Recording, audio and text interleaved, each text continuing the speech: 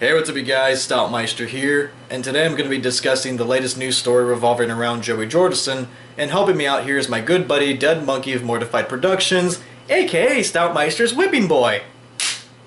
Hey everyone, this is Dead Monkey of Mortified Productions, and thank you, Stoutmeister, for including me on another episode of Official Gatga. Oh, you're welcome, you hairy slut. Oh, Stouty boy, you know how to make my jangles. Get on with it. Yes, get on with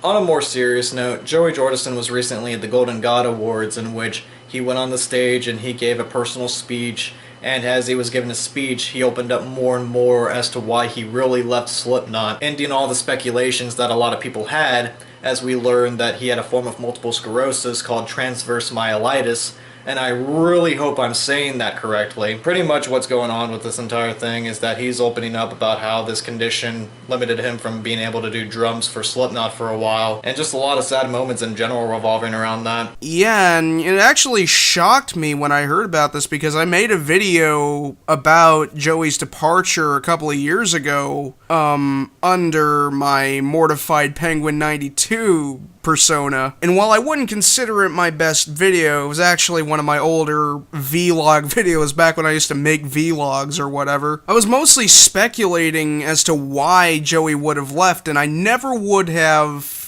suspected some kind of an illness. I mean, there was all this talk of drug abuse and altercations and all these assumptions, but, I mean, there was never really any clear answers. And I take this whole thing pretty personally because I've known people who have gone through multiple sclerosis, and I know people who still suffer from multiple sclerosis to this day. And it's a disease that I just would not wish on anyone. And seeing that this is happening to Joey Jordison, somebody who I've kind of looked up to since high school, it's sad. It's really sad. As far as speculation coming from the fans, I don't think anyone can really blame them for wondering if this was a drug issue, or if Joey had a confrontation with one of the band members, or anything like that in general, considering how common those things are within the rock and metal world, considering how hush-hush everyone was about the situation. But nonetheless, I'm glad to see Joey Jordison finally opening up about his particular condition to raise awareness for it. Yeah, and around the time when Joey left the band, I kinda wondered if maybe depression had something to do with it, and it was hard to tell whether or not maybe Joey was having such a tough time with everything. I mean, with all this speculation going on, depression could have easily had some kind of a play in it. Everyone deals with these kind of situations differently. I mean, my mother passed away, she had multiple sclerosis as well, and, I mean, in some ways I didn't handle it very well. I shut a lot of people out. I found it hard to be passionate about the things that I was doing, which includes filmmaking. And from that perspective, I can understand how it can feel, to be completely drained after something like that happens. And looking back at everything with Joey's situation, things are starting to make sense now. Indeed, dude. And I gotta give Slipknot credit for one thing. They did keep everyone on their toes as far as this whole thing had us speculating whether this was a drug issue or a spout with one of the band members and all that other stuff. But at the same time, I commend them for being able to handle all this privately and everything like that, and everyone's on good terms with one another, and everyone's just supporting one another, and yeah. Yeah, and I'm more than glad to see that they're still on good terms with each other. But at the same time, it honestly just breaks my heart to see that he had to go through this, because, I mean, to be cut down by a disease like multiple sclerosis or transverse myelitis or any kind of neurological disease like that, I mean, especially when it prevents you from doing what you love. If it prevents you from doing what you love, what you're passionate about. And clearly Joey is passionate about music, It's disheartening, but at the same time, with his situation, with the way he was able to recover in the time span that he has, it's fantastic. And, I hope that the disease that he has doesn't advance too terribly. Because, I mean, I've witnessed firsthand how a disease like multiple sclerosis can affect somebody, both mentally and physically. It's not a good disease. I can't even describe it. Dude, that's just terrible. No one should have to go through any serious illnesses to the point where they can't even do basic things in their life, whether it's getting out of bed in the morning to going to the kitchen, bathroom, driving, or doing anything in life that any other person would be able to do no problem at all. One of the main reasons I'm doing this particular video right here is because I have my fair share of experiences seeing people go through similar conditions such as this, and the one that I want to talk about right now, this is something that I briefly brought up in my transabled woman video where I ranted on this woman that wanted to blind herself because she wanted to live her life as a blind person. She went from pretending to be blind to becoming blind to live out her dream, in which you can see a lot of anger in that video because I have a lot of personal connections to people that actually have disabilities. My mother and I, for well over a year, almost 2 years, have been helping take care of a former lieutenant colonel that developed Parkinson's disease way over time. Prior to us coming in to help him, there have been people that have been using him for his disability money, as well as money that he got from his services in general and continues to get to this day. And one of those people that was helping him out, not to get too personal, this individual right here was committing fraud. I don't want to go into details too much about what was going on, but we helped him out a good chunk with that as well. We've been very supportive of one another as far as that goes. And another personal thing I've gone through, which my old subscribers know about this, I dated someone for over a year, and this person has a daughter who is 6 now, and she was almost 3 when I first met her, where she had brain cancer and all sorts of other issues, whether we're talking about speech or motor skills and all that other stuff. So I know all sorts of things about people going through all sorts of disabilities and all that other stuff and not being able to do what they want, and it's just sad. It's just sad how some of these people are just either born in these situations or they develop it over time, however they do that. It's just something I wouldn't even wish on my worst enemy. Yeah, I mean, I've seen my mother, her mobility has gotten worse every year. I mean, before she passed away, I noticed that the way that she would walk would be different. She would drag her feet. She was in a walker for about, I'd say, maybe 5, 6, 7 years or so. And her mobility has gotten worse every year by the year, pretty much. And besides living conditions and stuff like that that were beyond our control, that didn't really help her, and many other factors, I mean, it affected the way that she thought, it affected the way that she talked, it affected so many things. I mean, it affected her eyesight. Multiple sclerosis, I've said this before, I would never wish this on anyone. My mother suffered this for 22 years of her life, and I was 21 when she passed away. And, you know, this disease, I hope that Joey can continue to fight this, because it's one of the worst fucking diseases that I think anyone can have. For sure. And as far as Patrick goes, the guy that we help take care of, I noticed this about people like him as well as other people. When you can't pursue what you want, you are going to be very stubborn, especially if you're not going to be able to walk or anything like that. We always have to remind Patrick not to walk upstairs or not walk without his walker the majority of the day, because he could risk falling, and you just gotta really monitor these people to make sure that they don't get themselves in too bad of situations. Yes, you want them to be able to have some sort of motor skills to try to help their strengthen their legs as best they can, but I've seen my fair share of moments where Patrick was struggling to walk 3 meters, or if he needed to go from his chair to the kitchen to get something, he just wobbles everywhere, and you always have to remind him not to strain himself too much. It's just one of those things where you gotta be really careful.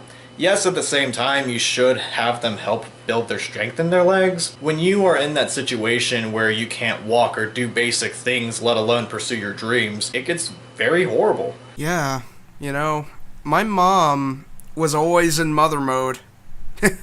she always tried to clean things, you know, and that would require for her to either try and get on her hands and knees, you know, when it comes to, like, trying to scrub the toilet or anything like that.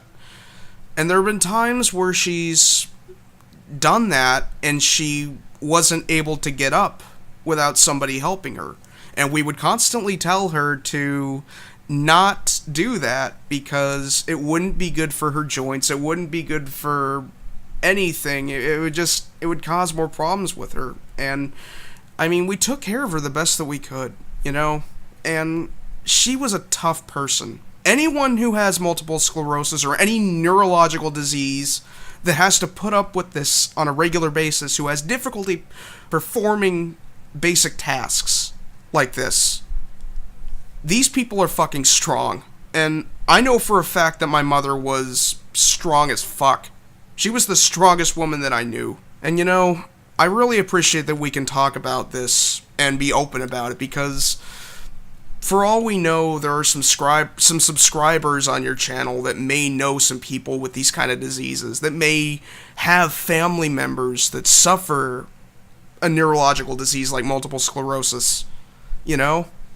And honestly, I think if more people knew about these diseases, then if more people were aware of these diseases, then maybe we can know how to help those that have these diseases better. Absolutely. In our particular cases, we've done all we could to help out those that are in our personal lives, and as far as this particular disease, it's diseases like this, or glioblastoma, which Abigail had, and all these other diseases that aren't really well known, that really do need the most awareness, so that more people can be brought to attention with this entire thing and see what we can do to help those that have those conditions, as well as just understanding conditions that people go through in general. The fact is, these kind of diseases are part of the human experience. And while there may not be any cures for these diseases, the more that we talk about them and share our experiences, the closer we can get to possibly find cures for these diseases. Besides extensive research, of course.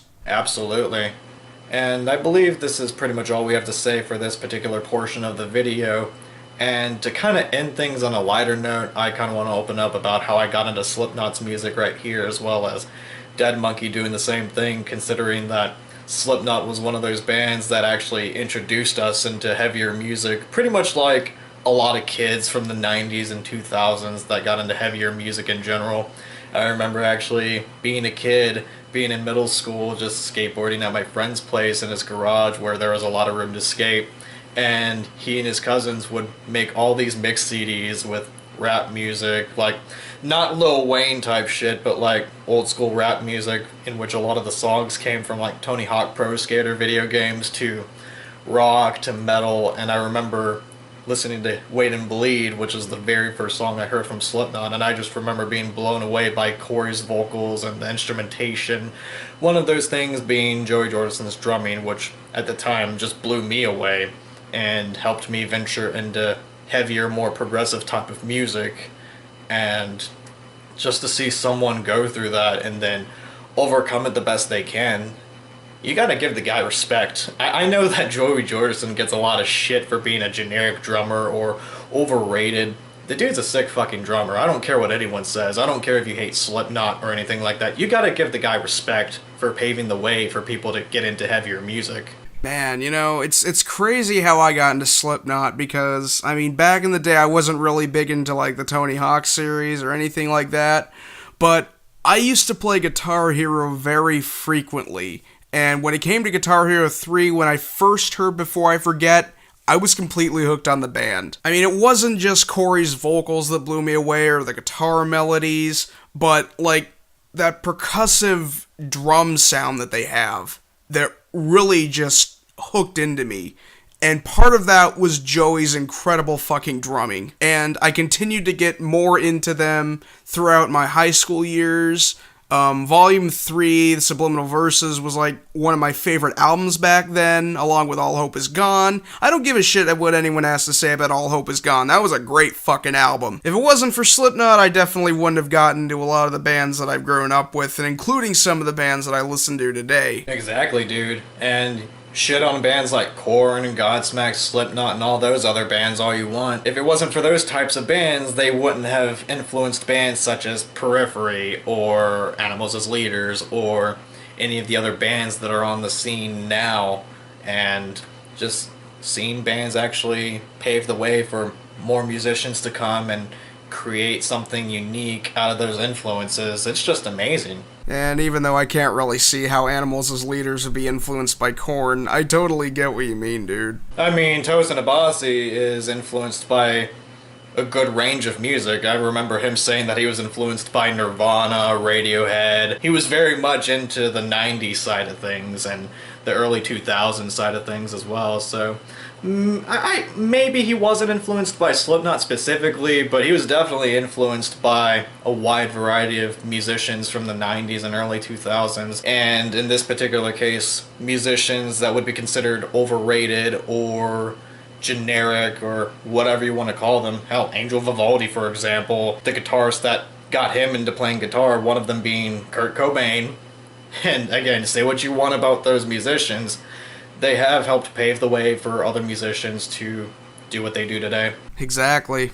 I mean, it's amazing the kind of influences that some of our favorite artists nowadays can garner from the past, you know? And it's even more influential when you see your favorite artists doing what they love despite the conditions that they're fighting, whether it be Joey Jordison or Jason Becker, where Jason Becker creates music with his mouth. Like, literally, there's a computer mouse designed for his mouth and tongue where he arranges music with tablature. Holy crap, that's incredible. It's amazing what you can do and what the human drive can do when you don't want to let something like multiple sclerosis or any other disease hold you back. Exactly. And you know, with this recent news coming out with Joey Jordison overcoming this disease and coping with it, it further solidifies him as one of my biggest inspirations. Absolutely. I think that's all we have for this video, you guys, and if you want to share some of your experiences that you've gone through in your personal life, feel free to let us know in the comment section below.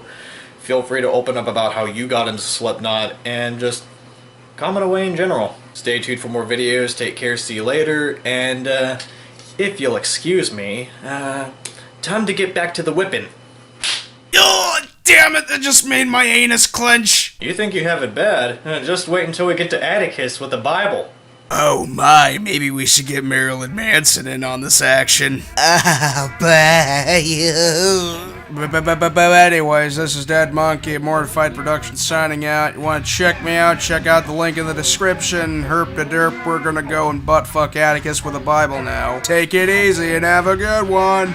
So you like Serbian women, don't you, Blondie? Well, I got your Serbian woman right here.